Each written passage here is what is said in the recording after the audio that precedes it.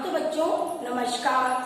कल मैंने आपको कक्षा 7 हिंदी का पाठ 1 हम पंछी उन्मुख गगन के बारे में उनकी 2 पैराग्राफ समझाए थे। उनके बारे में आपको कुछ पता चला। पक्षी कहाँ उड़ते हैं, पक्षी कैसे रहना चाहते हैं, है ना, खुले आकाश में उड़ना चाहते हैं। शाबाश, बहुत अच्छा, है ना। तो इसलिए आज हम ये करेंगे, जो आगे वाले 4 पैराग्राफ है वो मैं आज आपको समझाती हूँ। स्वर्ण श्रृंखला के बंधन में अपनी गति उड़ान सब भूले, बस सपनों में देख रहे हैं तरू की फुनगी पर के झूले। पक्षी क्या करते हैं, खुले आकाश में उड़ना चाहते हैं, तो वो स्वतंत्र रहना चाहते हैं और वह आजाद रहना चाहते हैं। इसलिए कहते हैं कि हमें चाहे सोने की जंजीरों में मत जकड़ो, और क्योंकि आप हमें अगर सोने की जंजीरों में जकड़ दोगे तो हम हमारे जो उड़ने की गति है वो सब हम भूल जाएंगे।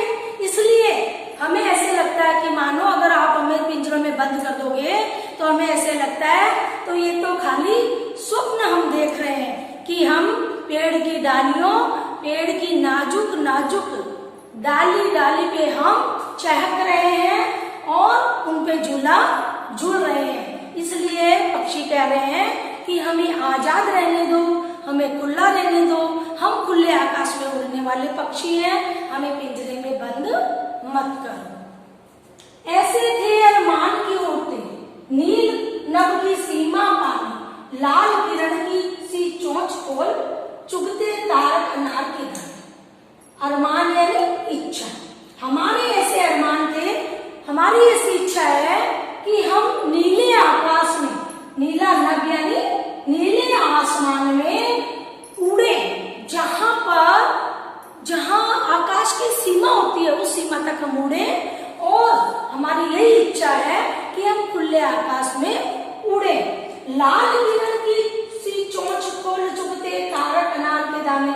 जिस प्रकार सूर्य अपनी लाल किरणों धरती पर गिराता है, जिस प्रकार पक्षी अपना चोंच को खोलते हैं तो उसका मुख कैसे लगता है, उगते हुए सूर्य की लाल किरणों के समान लाल लाल चोंच उसकी दिखाई देती है और वह थोड़े थोड़े दाने चुगते हैं। उसी प्रकार जो सूर्य जब अपने आकाश में अपनी किरणें धरती पे गिराता है तो वे तारों को ऐसे लग रहा है कि अपनी चोंच में लाल लाल दानों को चुग रहे हैं। उन्होंने उसको उपमा दी, तारों की उपमा दी उनको। इस प्रकार ऐसे लग रहे हैं कि अगर पक्षी आजाद रहेंगे, खुले रहेंगे, तो वह खुले आकाश में उड़ते हुए अपनी लाल लाल चोंच से दानों को चुगेंगे और अपना पेट भरेंगे। होती सीमाहीन क्षितिज से इन पंखों की होड़ा होड़ी, या तो क्षितिज मिलन बन जाता या तंती सांसों की डोरी। होती सीमाहीन क्षितिज से, सीमाहीन यानी कि आकाश में क्षितिज कहते हैं जहां पे सूर्य अस्त होता है। जहां पे सूर्य अस्त होता है वहां एक सीमा होती है कि भाई सूर्य उदय जब पूर्व दिशा से होता है, पश्चिम दिशा की ओर क्षितिज, जहां पे सूर्य अस्त होता है उसको क्षितिज कहा जाता है। कि वहां पे एक सीमा बनी होती है कि यहाँ तक सूर्य दिखाई देता है, तो हम इन पंखों की सहायता से उड़ते उड़ते उड़ते उस क्षितिज तक पहुंच जाते हैं। जिस प्रकार हम उड़ते हुए हमारे सांस भर जाते हैं और हमारा एक क्षितिज मिलन बन जाता है, तो हम क्या करते हैं, सभी पक्षी उड़ते हुए, खुले आकाश में उड़ते हुए, आसमान में उड़ते हुए और इतनी दूर तक जाएंगे जहां पे सूर्य अस्त होता है, उस क्षितिज तक पहुंच जाएंगे और हमें सब पक्षियों में होड़ा होड़ी लग जाती है, उड़ने की होड़ सी लगी रहती है। इसलिए हम खुले आकाश में उड़ने वाले पक्षी हैं, हमें पिंजरे में बंद मत करो।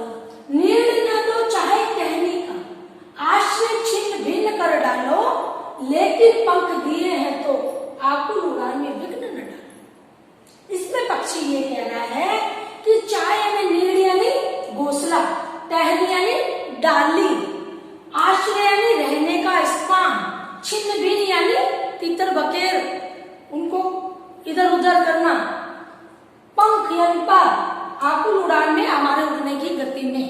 तो इसमें ये कह रहा है कि चाहे हमें तुम पेड़ की डाली में घोंसला नहीं बनाने दो और हमारे जो बने हुए घोंसलों को तुम तोड़ डालो, उनको छिन्न भिन्न कर डालो, लेकिन हमारे पंख हमें दिए हैं तो हमारे उड़ने की गति को मत रोको, हमें इन पिंजरे की सलाखों में बंद मत करो, हमें खुले आकाश में उड़ने दो।